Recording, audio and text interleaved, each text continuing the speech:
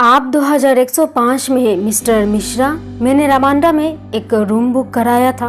मैंने एक रात बिताने के 5000 रुपये चुकाए थे। क्या हम लगेज ले जाने में आपकी मदद कर सकते हैं सर? रिसेप्शन में खड़ी महिला ने मुझसे पूछा। मेरे पास बस यही है, मैंने अपने बैग की ओर इशारा करते हुए कहा। ये आरती है, रिसेप्शनिस्ट ने कहा, और ये आपको अपने रूम तक ले जाएगी। आरती ने अपने कंप्यूटर से नजर उठाकर देखा। उसका मुंह खुला का खुला रह गया। हेलो, मैंने यथासंभव उदासीनता दिखाते हुए कहा। ओह हाय, आई मीन गुड इवनिंग, उसने हड़बड़ाते हुए कहा। आरती, ये मिस्टर गोपाल मिश्रा हैं, गंगाटेक के डायरेक्टर। ये 2105 में रुके हैं, प्लीज इन्हें इनके रूम तक ले जाओ। शो, आरती ने कहा। वो आप भी शॉक थी। वो खड़ी हो गई। हम एलिवेटर की ओर बढ़े। हाउसकीपिंग स्टाफ का एक सदस्य हमारे साथ एलिवेटर में दाखिल हुआ। हम बात नहीं कर सके। सेकंड फ्लोर कॉरिडोर में जाकर ही वो कुछ कह पाई। गोपाल, तुम यहाँ क्या कर रहे हो? उसने फुसफुसाते हुए कहा। लेकिन वो मुझसे दो कदम आगे चलती रही। मैंने एक कहानी गढ़ रखी थी। मैं उसे ये नहीं बता सकता था कि मैंने हम दोनों के लिए एक रूम बुक कराया है।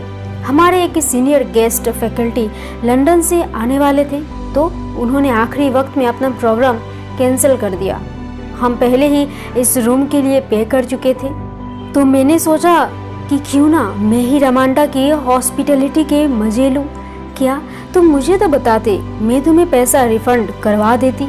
रहने दो, मैं इससे पहले कभी किसी 5 स्टार होटल में नहीं रुका हूँ। एक बार इसे भी आजमा लेते हैं।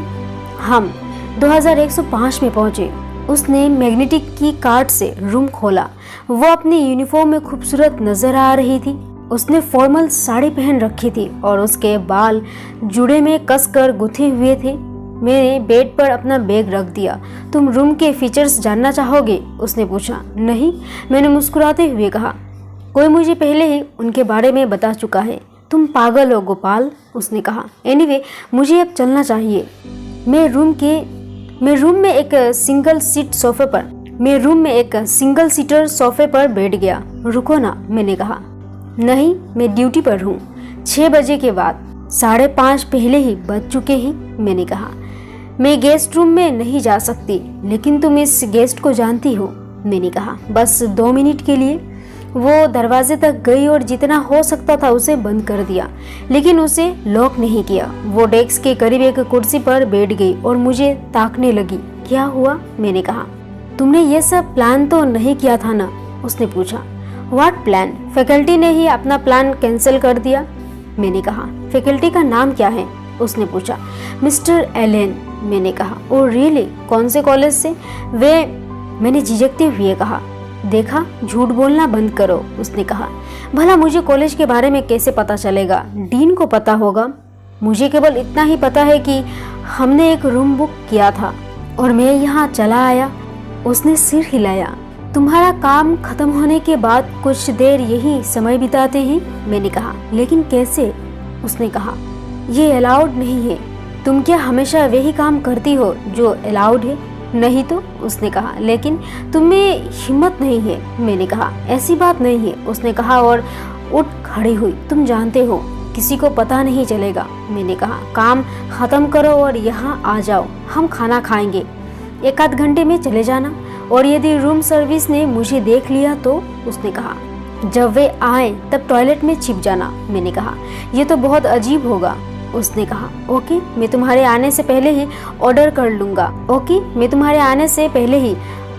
दूंगा। सैंडविच लोगी?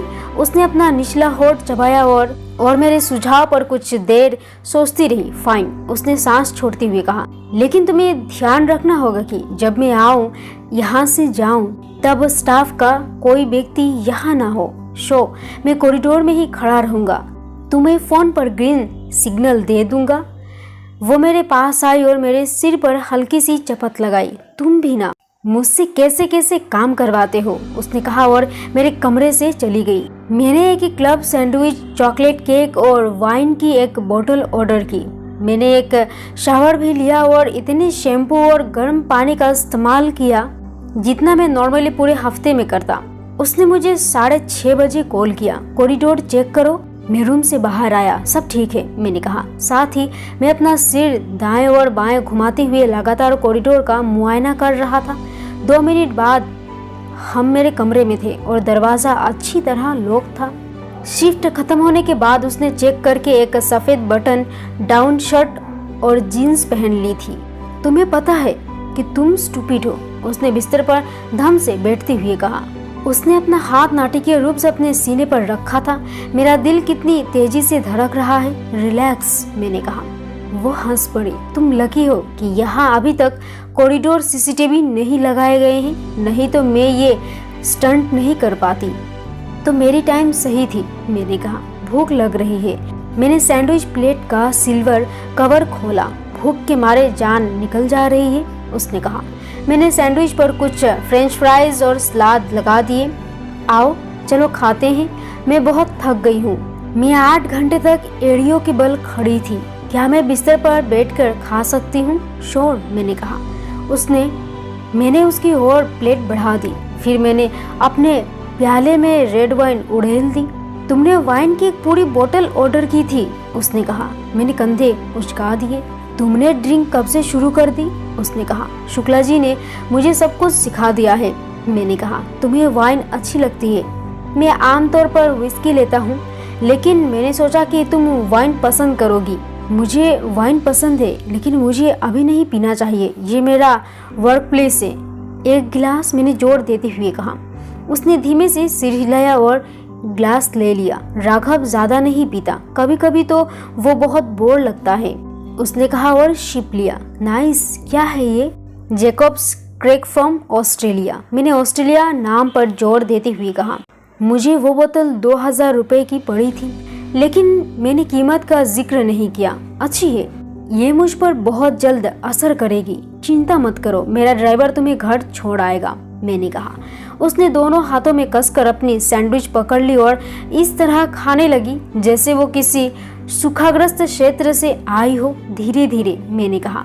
उसने खाते खाते ही जवाब दिया। मैंने सुबह के नाश्ते के बाद से ही कुछ नहीं खाया है। जब तुम स्कूल में थी तब भी इसी तरह अपने चेहरे पर खाना लगा लेती थी। मैंने उसे छेड़ते हुए कहा, बेशर्त तुम मेरे लिए कोई खाना छोड़ देते। हे, मैंने केवल एक बार तुम्हारा टिफिन चुराया था, और वो भी आधा। मैं आज तक उस गुनाह की सजा भुगत रहा हूँ, मैंने कहा। ओह रियली, उसने कहा। टीचर ने तो तुम्हें केवल एक पीरियड की सजा दी थी, लेकिन मैं अब भी तुम्हारे साथ अटका हुआ हूँ, मैंने उदास सूरत बनाते हुए कहा। उसने अपनी प्लेट से एक फ्रेंच फ्राइज उठाई और मुझ पर फेंक मारी। उसका निशाना चुका, वो सोफे पर जा गिरी। उफ्स, उसे जल्दी से उठाओ प्लीज, मैं अपने ही होटल को गंदा नहीं कर सकती, उसने कहा। उसने अपने जूते निकाल कर फेंक दिए और बिस्तर पर क्रॉस लेग बैठ गई। मैंने उसके प्याले में और वाइन उड़ेल दी। मैं बहक जाऊंगी, उसने कहा, लेकिन अपना गिलास आगे बढ़ा दिया। उसने एक शिप लिया और समय देखा। बेड साइड क्लॉक 8:30 बजे का वक्त बता रही थी। तुम कितनी देर तक रुक सकती हो? मैंने कहा। 9 बजे तक, उसने कहा। आधा घंटा और? 10, मैंने पूछा। उसने सिर हिलाकर मना कर दिया। मॉम 50 सवाल पूछेगी, बेशर्त मैं उन्हें ये ना कह दूं कि मुझे डबल शिफ्ट करनी पड़ती है, उसने कहा। तो उन्हें यही कह दो, मैंने फौरन कहा। लेकिन तब मुझे उसके लिए 8 और घंटे रुकना पड़ेगा, यानी रात के 2 बजे तक। परफेक्ट, मैंने कहा। पागल हो गए हो क्या? उसने कहा। मैं रात 2 बजे तक तुम्हारे रूम में नहीं रह सकती। क्यों? मैंने कहा। हमें साथ साथ वक्त बिताने का ऐसा मौका फिर कब मिलेगा? यदि मेरे बॉयफ्रेंड को पता चल जाए, उसने कहा और चुप हो गई। फिर वो हेडबोर्ड पर झुक गई। हमने आधी बोतल खत्म कर दी थी। मैंने अपने लिए थोड़ी और वाइन निकाली। यदि उसे पता चल जाए कि मैं इतने घंटे से किसी और के कमरे में हूँ, तो वो तो मेरी जान ही ले लेगा। उसने अपनी बात पूरी की। वो ऐसा करेगा, वो मुस्कुरा दी। सच में नहीं, लेकिन हाँ, वो आग बबूला जरूर हो जाएगा। वो कुछ तोड़फोड़ कर देगा। उसने एक पॉजिटिव बॉयफ्रेंड का पार्ट निभाते हुए तकिया उठाया और मुझ पर फेंक मारा। अगर उसे पता चल जाए कि वो कोई और मैं हूँ, तब तो वो यकीनन तुम्हारी जान ही ले लेगा। उसे कभी पता नहीं चलेगा, आरती ने कहा। मैं सोफे से उतरा और बिस्तर के करीब आ गया। तो तुम डबल शिफ्ट कर रही हो? मैंने फोन की ओर इशारा करते हुए कहा। You sure? उसने कहा। मैं सुबह के 2 बजे तक बकबक कर तुम्हारा दिमाग खा जाऊंगी। तुम बचपन से यही तो करती आ रही हो, मैंने कहा। उसने एक और तकिया उठाकर मुझ पर फेंक मारा। मैंने उसे पकड़ लिया और एक तरफ रख दिया। फिर उसने अपने होठों पर उंगली रखी और मुझे चुप रहने की इशारा किया। उसने अपने घर फोन लगाया था। मॉम, उसने कहा। हाँ, मैं अभी तक काम पर ही हूँ, डबल शिफ्ट, अब क्या करूँ? उसकी माँ कुछ सेकंड तक बोलती रही। आरती ने अपनी बात जारी रखी। वो शिफ्ट स्टूपिड बेला को करनी थी, लेकिन वो कोई बहाना बनाकर नहीं आई।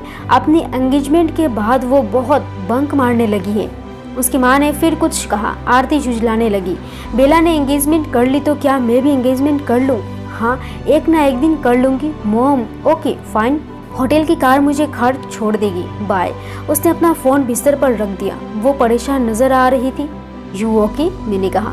मुझे लगता है कि एक समय के बाद इंडियन पेरेंट्स के दिमाग में कोई स्विच चालू हो जाता है। वे पढ़ाई से शादी करने लग जाते हैं। तुम शादी नहीं करना चाहती? शादी करूंगी तो सही, उसने कहा और बिस्तर पर थपकियां देने लगी।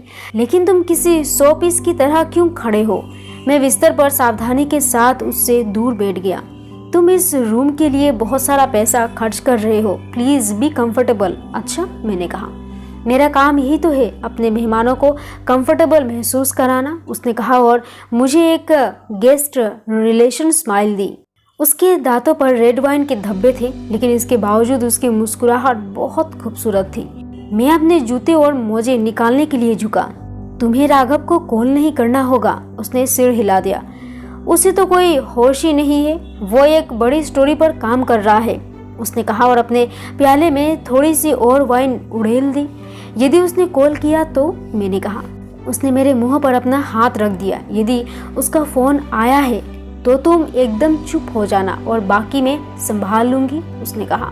उसके इस स्पष्ट से जैसे मेरे भीतर आग लगा दी।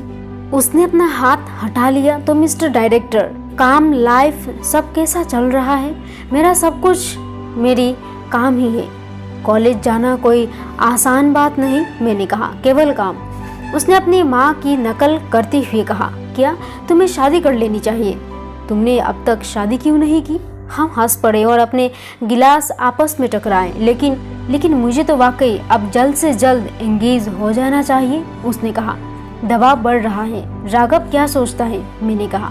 जाहिर है वो अभी इसके लिए तैयार नहीं है, लेकिन यदि मैंने जोर डाला तो वो तैयार हो जाएगा, उसने कहा। तुम्हारे पेरेंट्स राघव के लिए राजी होंगे? मैंने कहा। वे तो उसे बहुत चाहते हैं। मेरे पिता ने राजनीति में जाने की हमारी पारिवारिक परंपरा तोड़ी थी, इसीलिए वे भी राघव के जज्बे को बहुत पसंद करते हैं। वो पैसा नहीं कमाता, इसके बावजूद वो कमाएगा। एक दिन न एक दिन वो जरूर पैसा कमाएगा, आरती ने मोनती करते हुए कहा। और तुम मेरे रिलेटिव्स की तरह क्यों बातें कर रहे हो? उसने रिमोट उठाया और टीवी चालू कर लिया। दिस इज सो बोरिंग, उसने कहा और न्यूज चैनल बदल दी। वो चैनल बी पर जाकर रुकी, जहाँ एक आइटम गर्ल एक रिमिक्स वीडियो में नाच रही थी। उसने निश्चित ही अपने होठों की सर्जरी करवाई है, उसने कहा, और नाक की भी, और शायद बूब्स की भी। क्या? मैंने कहा। मैं उसके शब्दों के चयन पर हैरान था। बूब जॉब, अपने बूब्स को ठीक करवाना ताकि वे बड़े नजर आए, उसने कहा। मैं हैरानी से उसकी ओर देखता रह गया। तुम मेरे बेस्ट फ्रेंड हो, उसने कहा और मेरी बाह पर हल्के से झपट लगाई। मैं तुम्हारे सामने पूरी तरह सहज हो सकती हूँ। उसने फिर चैनल बदली और अब हम कहीं बीच से व्हेन हैरी मेट सेली देख रहे थे। आदमी और औरत कभी दोस्त नहीं हो सकते, बिली क्रिस्टल ने मैगयान से कहा। उसके मुंह में एक टूथपिक थी। बिल्कुल हो सकते हैं, हमें ही देख लो, आरती ने बेसब्र होते हुए कहा और वॉल्यूम बढ़ा दिया। मुझे ये मूवी बहुत पसंद है। तुमने ये मूवी देखी है? मैंने पूछा। हाँ, और तुमने? मैंने सिर हिला दिया। मैं अंग्रेजी फिल्म नहीं देखता था। चलो देखते हैं। मैं तुम्हें बताऊंगी कि अभी तक क्या क्या हो चुका है। मैं उसके करीब आ गया। वो मुझे संक्षेप में कहानी सुनाती रही और मैंने वेबसाइट पैनल से कमरे की लाइट मध्यम कर दी। हैरी और सेली की कहानी चल रही थी। वे मिलते हैं, आपस में झगड़ते, लेकिन उनके बीच वास्तव में कभी कुछ नहीं होता, जबकि ऐसा लगता है कि कुछ न कुछ जरूर होना चाहिए। हम चुपचाप वो फिल्म देखते रहे। वाओ, हमने पूरी बोतल खत्म कर दी, उसने कुछ देर बाद कहा। फिर उसने एक तकिया उठाया और उसे मेरी गोद में रखा और उस पर अपना सिर रख कर बाकी फिल्म देखने लगी। तुम कंफर्टेबल हो ना? उसने मेरी ओर देखते हुए पूछा। टीवी की लाइट में उसकी आंखें चमक रही थी। मैं जरा झिझका, फिर अपना हाथ धीमे से उसके सिर पर रख दिया और उसके बालों को सहलाने लगा। उसने कोई एतराज़ नहीं किया। मुझे उसके साथ होना बहुत अच्छा लग रहा था। मेरी ज़िंदगी में इससे ज़्यादा खुशी भरा लम्हा इससे पहले कोई नहीं आया था। आरती, मैंने कहा। हाँ, उसने कहा। उसकी आंखें अब भी टीवी पर जमी हुई थी। क्या तुम्हें इस तरह मेरी गोद में लेटना अच्छा लग रहा है? उसने सहमति में सिर हिला दिया, लेकिन उसकी आंखें अब भी स्क्रीन पर जमी हुई थी। तुम उस शाम घाट से क्यों चली गई थी? मैंने पूछा। मैं उस बारे में बात नहीं करना चाहती, मूवी देखो, ठीक है? उसने कहा। क्या तुम फिर से ऐसे ही भाग जाओगी? मैंने कहा। मेरी आवाज़ भारी थी।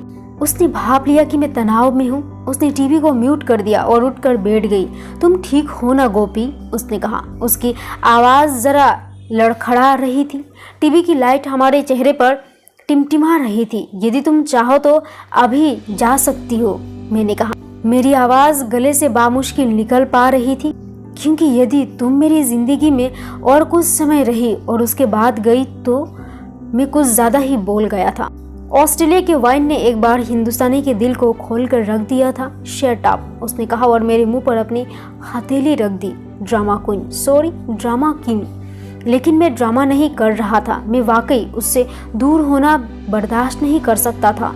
मैं भी अकेली हूँ गोपाल, उसने कहा। बहुत अकेली? क्यों? राघव के पास बिल्कुल वक्त नहीं है।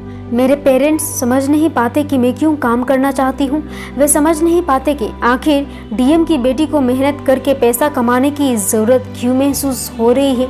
मेरे सभी फ्रेंड्स की शादी हो रही है, वे अपने किड्स की प्लानिंग कर रही है और मैं ऐसा नहीं कर पा रही। मैं अजीब हूँ, तुम सबसे अलग हो। मैंने उसकी बात सुधारते हुए कहा। मैं सबसे अलग क्यों हूँ?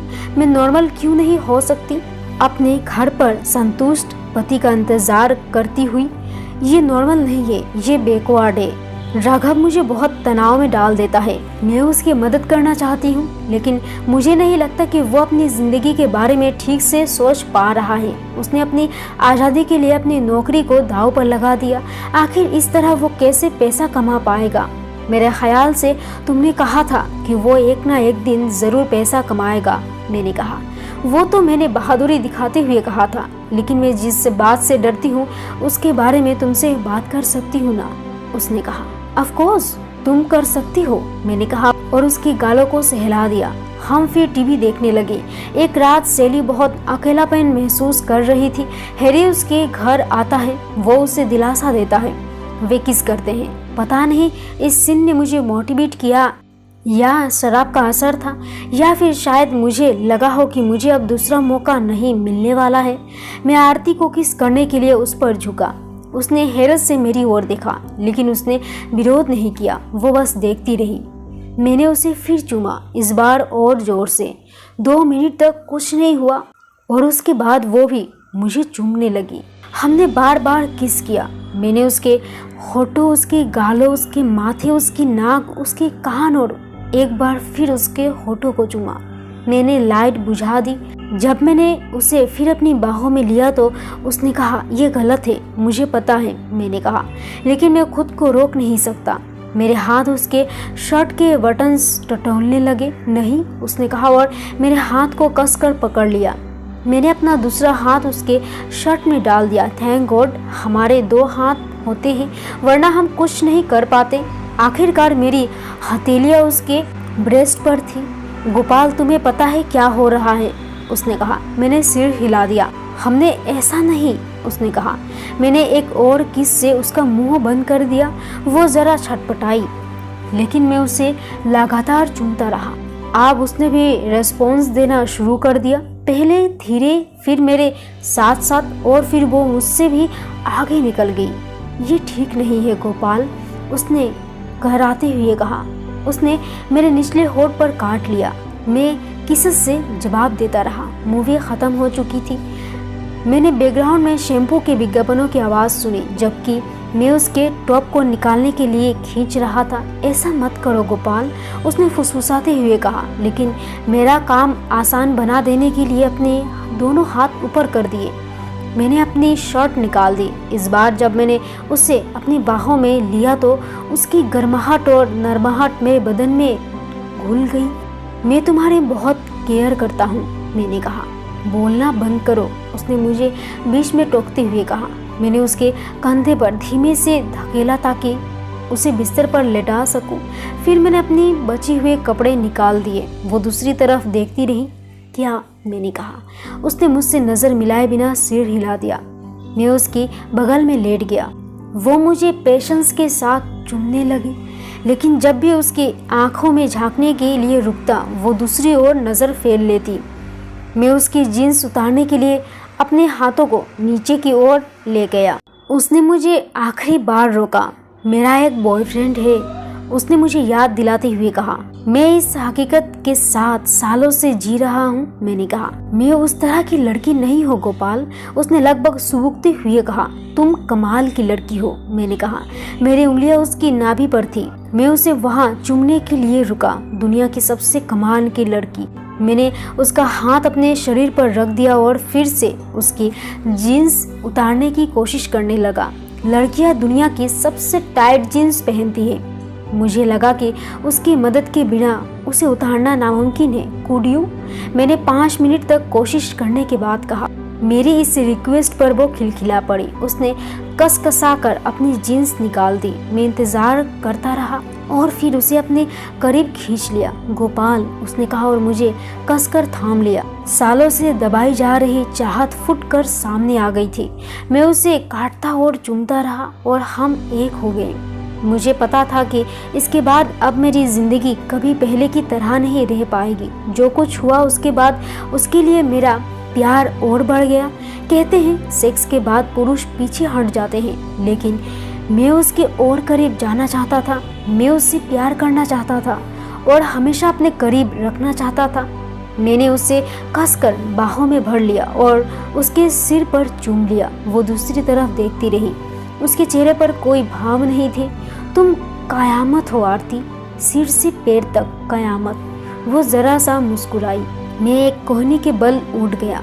तुम्हें अच्छा लगा, मैंने पूछा। उसने सिर हिलाकर हामी भरी, लेकिन दूसरी तरफ देखती रही। मेरी तरफ देखो, मैंने कहा। उसने अपनी आंखें मेरी ओर घुमाई, लेकिन मुझसे नजर नहीं मिलाई। तुम ठीक हो, मैंने पूछा। उसने फिर सहमति में सिर हिला दिया। हम फिर लेट गए। सीलिंग पर एक छोटी सी LED बिप करने लगी। ये क्या है, मैंने पूछा। मुझे डर लगा कि कहीं ये कोई कैमरा ना हो। स्मोक अलार्म, उसने कहा। हम कुछ मिनट तक चुप रहे। मैं तुम्हारे बिना नहीं जी सकता आरती, मैंने कहा। प्लीज ऐसा मत कहो, उसने कहा। यह सच है, मैं तुम्हें प्यार करता हूँ, मैंने कहा। प्लीज स्टॉप, उसने कहा और बिस्तर पर उठ बैठी। उसने अपने आप को बेडशीट से ढक लिया। क्या बात है, मैंने उसकी बाहें थामते हुए कहा। उसका फोन बीप हुआ। उसने मैसेज देखा। उसने एक रिप्लाई किया और गहरी सांस छोड़ी। क्या मैं अपने कपड़े पहन सकती हूँ, उसने मुझसे दूर जाते हुए कहा। हाँ, मैंने कहा। श्योर। उसने अपने बदन पर बेडशीट लपेट ली, अपने कपड़े उठाए और बाथरूम में चली गई। मैंने फिर लाइट जला ली। मिले जुले इमोशंस मुझे मत रहे थे। जाहिर है वो मेरी केयर करती है, नहीं तो उसने जो कुछ किया वो कोई लड़की नहीं करती।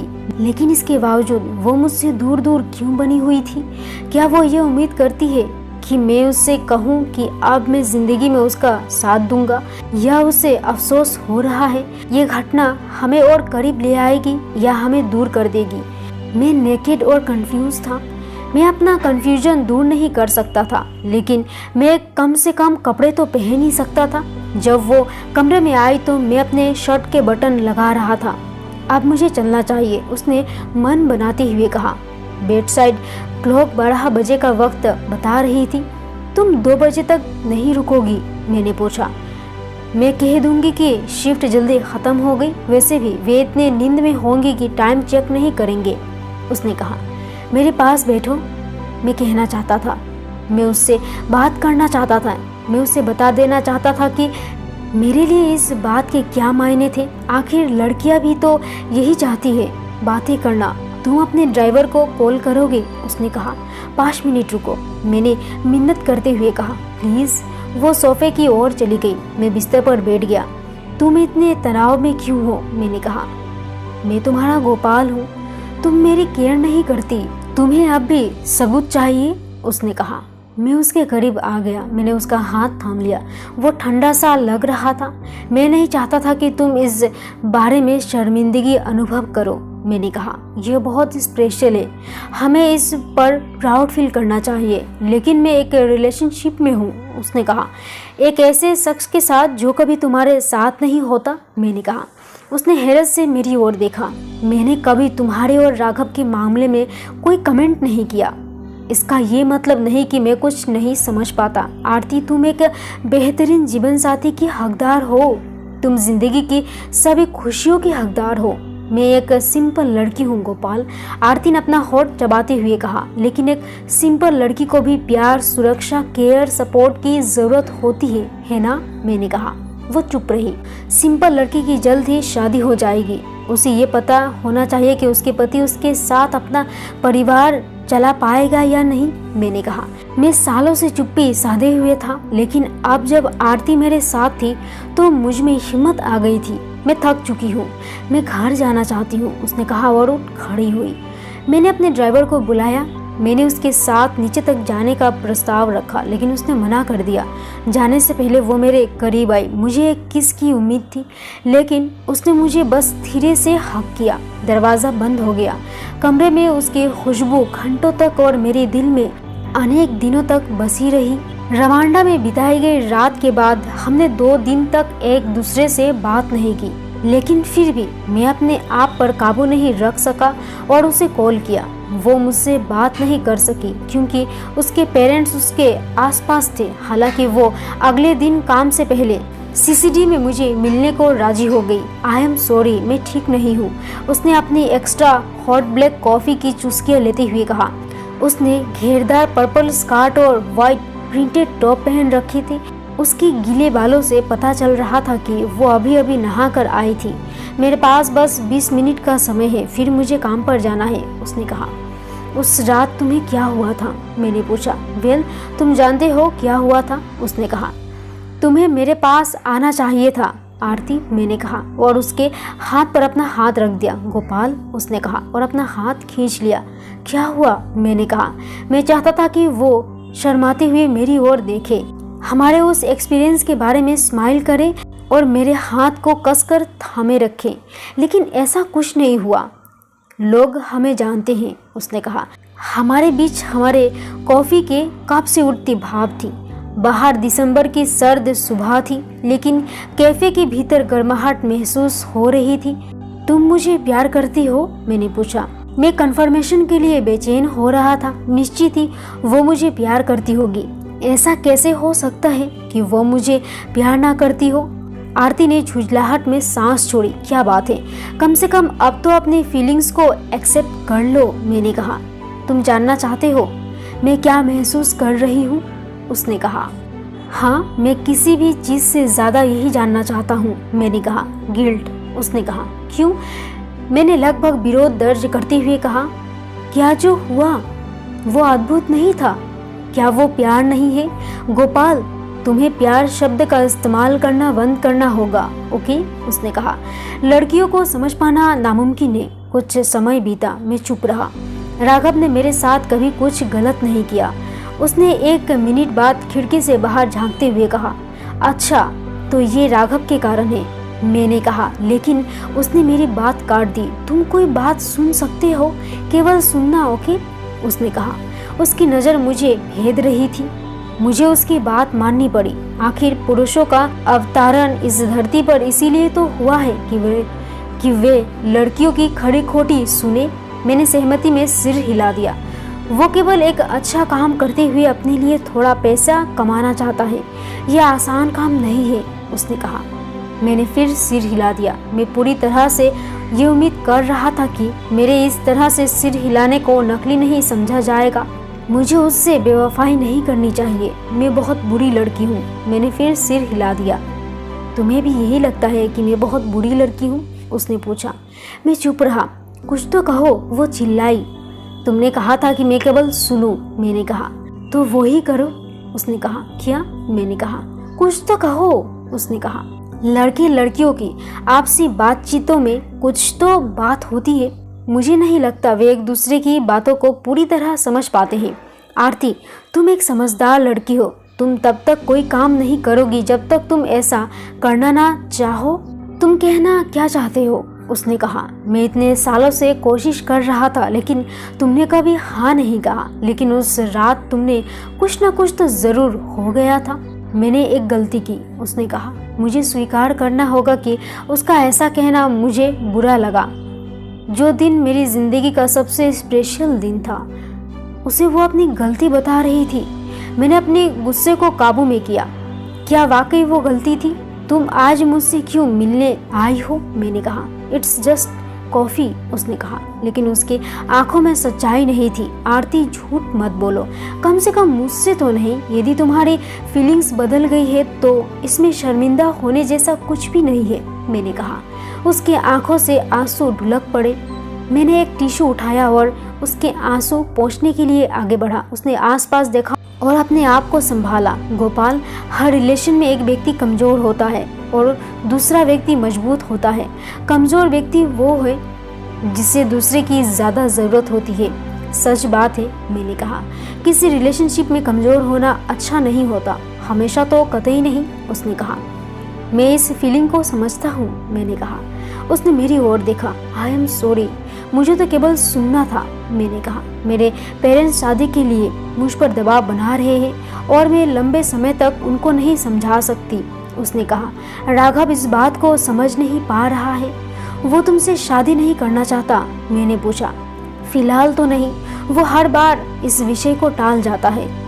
कभी वो कहता है कि अभी वो सेटल नहीं है, कभी कहता है कि उसका काम बहुत खतरनाक है, कभी वो बहुत बिजी रहता है। लेकिन मेरे बारे में क्या?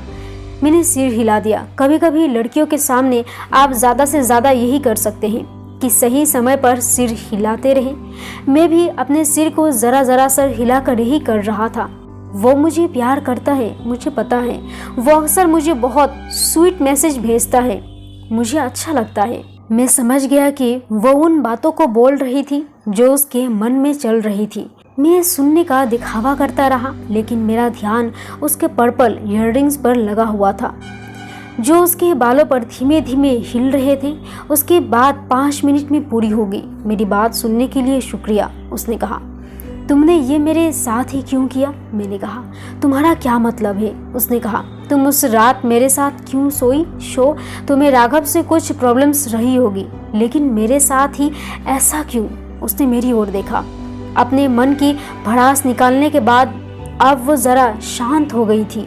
क्योंकि मैं तुम्हें पसंद करती हूँ, उसने कहा। पसंद करती हो? मैंने कहा। ऑफ कोर्स, और मैं जानती हूँ कि मैं तुम्हारे लिए क्या मायने रखती हूँ। मैं कसम खाकर कहती हूँ, यदि तुम अपने लिए कोई और लड़की ढूंढ लो तो मुझे बहुत खुशी होगी।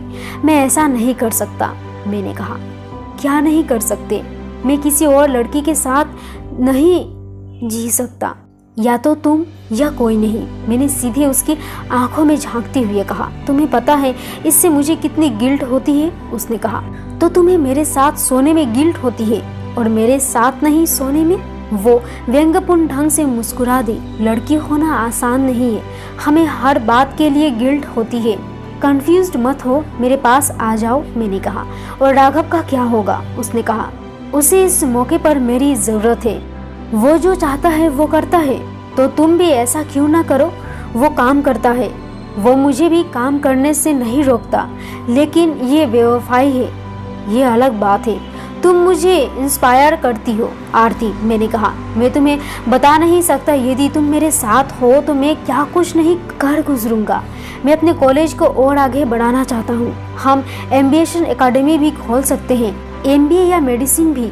ये सब करने के लिए मेरी कोई ज़रूरत नहीं है, उसने कहा। लेकिन मेरे लिए तुम ज़रूरी हो, तुम्हारे बिना मेरा कोई वजूद नहीं है, मैंने कहा। लोगों के ब्रेकअप होते रहते हैं आरती, तुम लोगों ने अभी शादी नहीं की है। हम एक दूसरे के साथ कितने खुश रहेंगे। और राघव, उसने पूछा। वो भी ठीक हो जाएगा, वो अपने लिए कोई ना कोई ढूंढ लेगा, कोई जर्नलिस्ट या एक्टिविस्ट या कोई भी? मैंने कहा। वो हंस पड़ी। क्या हुआ? मैंने कहा, मैं तुम्हें पसंद करती हूँ गोपाल, लेकिन तुम इतना ज़्यादा कोशिश क्यों कर रहे हो? सॉरी, मैंने रूखेपन से कहा। मैं हर बार तो सही नहीं हो सकता ना। शट अप, ये सही होने या ना होने की बात नहीं है, तुम मेरी बनोगी। मैंने अपना हाथ बढ़ाते हुए कहा। प्लीज़ मुझ पर दबाव मत बनाओ। मैंने अपना हाथ पीछे खींच लिया। मैं तुम पर दबाव नहीं बना रहा हूँ, मैंने कहा। उसने समय देखा, जाने का वक्त हो गया था। मैंने अपने ड्राइवर को बुलाया जो धीरे धीरे एक ब्लैक मर्सिडीज चलाते हुए ले आया। वाओ, उसने कहा, ये तुम्हारी है? नहीं, ये ट्रस्ट की है, ये शुक्ला जी के लिए है। हमने तो केवल डिलीवरी ली है। हम कार में बैठ गए। ब्लैक लेदर गर्माहट भरा महसूस हो रहा था। इसमें सीट हीटर्स भी है। मैंने उसे कंट्रोल्स दिखाते हुए कहा, एक दिन मिस्टर गोपाल तुम्हारे पास भी ऐसा ही होगा। होटल पहुंचने पर उसने कहा, कार या लड़की? मैंने आंख मारते हुए कहा, दोनों। होपफुली उसने कहा और आंख मारकर जवाब दिया। हम कब मिल सकते हैं? मैंने कहा, अकेले में। गोपाल, हमें कुछ करने की जरूरत नहीं है। इनफैक्ट मैं कुछ भी नहीं करना चाहता। हर लड़के के रटे रटाए शब्द, उसने कहा और होटल में चली गई। होटल के गेट से बाहर निकलते हुए गार्ड ने ब्लैक मर्सिडीज को सैल्यूट ठोका। तुम्हारे पेरेंट्स कहाँ हैं? उसने अपने कमरे के पर्दे खींच दिए। हॉस्पिटल। डेट के घुटनों में फिर से तकलीफ उठी है। आरती और मैंने मिलना जारी रखा था। हालांकि हम पब्लिक प्लेस पर कम ही मिलते थे। अधिकतर ऐसा होता था कि उसके पेरेंट्स के बाहर होने पर वो मुझे अपने घर बुला लेती। घर में आधा दर्जन नौकरों के होने के बावजूद उसके कमरे में प्राइवेसी थी। रवांडा में बिताई गई उस रात के बाद 2 महीने बीत चुके थे। राघव से बेवफाई करने की उसकी गिल्ट अब खत्म हो गई थी, या शायद वो उसे मुझसे अच्छी तरह छुपा पा रही थी। अब मैंने उससे ये पूछना बंद कर दिया था कि क्या वे मुझसे प्यार करती है, क्योंकि इससे हमारे बीच दूरियां बढ़ती ही थी। लड़कियां बहुत विरोधाभासी होती है। वे कहेगी कि उन्हें बातचीत करना अच्छा लगता है, लेकिन कुछ मसलों पर वे चुप्पी साध लेगी। यदि वे आपको पसंद करती है तो वे चाहेगी कि आप इस बात को खुद ही समझ ले, उन्हें ये कहना ना पड़े। अंगूर खाओगे? उसने मुझे फलों की एक ट्रे देते हुए कहा। मुझे अपने हाथों से खिलाओ। मैंने उसकी आराम कुर्सी पर पसरते हुए कहा। शट अप, उसने कहा और मेरी ओर ट्रे बढ़ा दी। वो मेरे सामने एक कुर्सी पर बैठ गई। हम एक अलिखित नियम का पालन कर रहे थे, बिस्तर से दूरी बनाए रखो। एक बार, मैंने कहा। क्या जिद है? उसने कहा और उठ खड़ी हुई। उसने अंगूरों का एक गुच्छा उठाया और मेरे मुंह की ओर बढ़ाया। मैंने जैसे ही अपना मुंह खोला, उसने पूरा गुच्छा मेरे मुंह में भर दिया। राजाओं को इस तरह तो अंगूर नहीं खिलाए जाते थे, मैंने कहा। मुझे बात करने में दिक्कत हो रही थी क्योंकि मेरे मुंह से अंगूरों का रस बह रहा था। सभी लड़के एक जैसे होते हैं, पहले लड़कियों का पीछा करते हैं और जब वे लड़की को पा लेते हैं तब वे उस पर हुकूमत करना चाहते हैं, उसने कहा। तुम मेरी रानी हो माय डियर, मैंने कहा। घटिया बकवास, बेतुकी बातें, उसने कहा। मैंने उसे अंगूरों के रस में भीगा हुआ एक किस दिया। मेट्स आसपास से वे नॉक करके आती है, मुझे पता है, मैंने कहा। मैं उसे एक बार फिर किस करना चाहता था लेकिन उसने मुझे धकेल दिया। मैं तुम्हारे साथ बहुत खराब सुलूक करती हूँ ना, उसने कहा। इट्स ओके, मैंने कहा। बहुत ज्यादा नजदीकियों से मेरा दिमाग उलझन में आ जाता है। तुम ये तो नहीं चाहोगे मैं फिर हफ्तों के लिए खराब महसूस करती रहूं? इट्स ओके, मैं वैसे भी ऐसा नहीं चाहूंगा, मैंने कहा। रियली? उसने हैरत से कहा। लड़के हमेशा लड़कियों की नजदीक आना चाहते हैं, लेकिन इसके बावजूद वो जानती थी कि मैं झूठ नहीं बोल रहा हूँ। मैंने उसे कभी अपने कैंपस में नहीं बुलाया था जहाँ पूरी तरह से अकेले हो सकते थे। ना ही मैंने रवांडा जैसी एक और रात बिताने की कोशिश की थी। रियली? मैंने गंभीरता से कहा। तुम नहीं चाहते, उसने कहा। उसने एक केसरिया सलवार और सफ़ेद कमीज पहन रखी थी। मैं उसे दुनिया की किसी भी औरत या वास्तव में दुनिया की सभी औरतों से ज़्यादा चाहता था, लेकिन मेरी एक शर्त थी, वो तब तक जब तक राघव तुम्हारी ज़िंदगी से बाहर नहीं हो जाता, मैंने कहा। क्या? उसने कहा। रवांडा के उस रात मुझे तुम्हारा शरीर मिल गया था लेकिन मन नहीं मिला था। मैं नहीं चाहता कि ऐसा फिर हो। हम रातों रात किसी इंसान को अपनी जिंदगी से बेदखल नहीं कर सकते, उसने कहा। मैं जानता हूँ, लेकिन क्या तुम कोशिश कर रही हो? मुझे नहीं पता, उसने कहा। मैं इसे चाहे जितना झुटलाने की कोशिश करूं, लेकिन हकीकत तो यही है कि मैं लगभग रोज तुमसे मिलती हूँ। वो मेरी कुर्सी के हत्थे पर बैठ गई। तो क्या वाकई तुम मुझसे अपने रिश्ते ख़त्म करने वाली हो? मैंने कहा। मैंने अपनी बात पूरी की थी कि उसके फ़ोन की घंटी बजी। उसका फ़ोन है, उसने कहा। मैं चुप हो गया। हे, उसने उससे कहा। वो मेरे इतने पास बैठ गई कि मैं दूसरी तरफ से बोल रहे राघव की बात सुन सकूं। हमारी कॉपीज़ की तादाद 5000 तक पहुंच गई है, वो कह रहा था। कॉन्ग्रेचुलेशन, आरती ने कहा। अब हमें जल्दी ही विज्ञापन के लिए अच्छे ब्रांड्स मिलने लगेंगे। तुम क्या कर रही हो? मैं आज घर जल्दी चली आई, आरती ने कहा। पेरेंट्स? मॉम डैड को अस्पताल ले गई है। उनके घुटनों में बहुत तकलीफ है। उन्हें दोनों घुटनों को रिप्लेस करवाना होगा।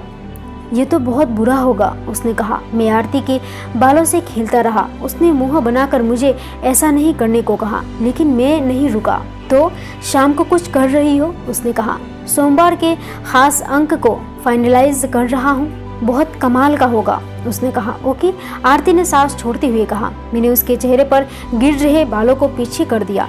उसने बात करते करते मेरा हाथ पकड़ लिया। मैं तुमसे रात को कॉफी के लिए मिल सकता हूँ? राघव ने कहा। रात को तो मुझे डेट के साथ रहना होगा। जब भी मुझे घर आने में देर हो जाती है, मोम मेरी शादी कर देने की प्लानिंग करने लगती है। शादी के लिए अभी तुम्हारी उम्र ही क्या है? राघव ने कहा। लेकिन मेरी फैमिली को कौन समझाए? मेरी ही उम्र की कजिन्स की शादी हो चुकी है, उसने कहा। मैं इस बारे में फिर से लड़ाई नहीं करना चाहता, राघव ने कहा। मैं थक चुका हूँ। लेकिन मैं नहीं थकी हूँ, आरती ने कहा। I love you, bye, Raghav ने स्मार्टनेस के साथ कहा। वाकई, आरती ने कहा। आरती, कम ऑन, मुझे अभी फोन रखना पड़ेगा। मैं तुमसे प्यार करता हूँ। तुम भी कहो ना, राघव ने कहा। आई लव यू, बाय, उसने कहा। मैंने उसके चेहरे पर अपना हाथ हटा लिया। क्या हुआ? उसने कहा। इसीलिए मैं कहता हूँ कि उसे अपनी ज़िंदगी से बेदखल कर दो, मैंने कहा। ये तो बस एक सिंपली बातचीत थी, उसने कहा। तुमने कहा कि तुम मुझसे प्यार करती हो, लेकिन जब मैं इस शब्द का इस्तेमाल करता हूँ तो तुम्हें अच्छा नहीं लगता। मैं नॉर्मल रहना चाहती हूँ। हम अपनी कॉल्स इसी तरह ख़त्म करते हैं, उसने कहा। वो खिड़की पर जाकर खड़ी हो गई और बाहर ताकने लगी। आई एम सॉरी, लेकिन मेरे लिए यह आसान नहीं है कि तुम इस शब्द का इस्तेमाल किसी और के लिए करती सुनूं, मैंने कहा। किसी से बेवफाई करना भी आसान नहीं होता, उसने कहा और उसकी आंखों से आंसू फूट पड़े। मैंने उसे अपनी बाहों में भर लिया। कभी ना कभी उसे ये पता चल ही जाएगा, आरती ने कहा। उसका चेहरा मेरे सीने में धंसा हुआ था। मैं खुद ही उसे सब कुछ बता देना चाहती हूँ। क्या तुम मेरी बनोगी? मैंने कहा। उसने बहुत धीमे से सिर हिला दिया, लेकिन अपना सिर उठाया नहीं। मैं तुम्हें हमेशा प्यार करूँगा, आरती, मैंने कहा। उसने मुझे कसकर थाम लिया। कुछ देर बाद उसने मेरी ओर देखा। क्या मुझे उसे सब कुछ बता देना चाहिए? उसने कहा। मैंने सिर हिला दिया। मैं उसे बताऊंगा, मैंने कहा। मैं चाहता था कि मैं उसके चेहरे पर तमाचे की तरह उसे ये बताऊं।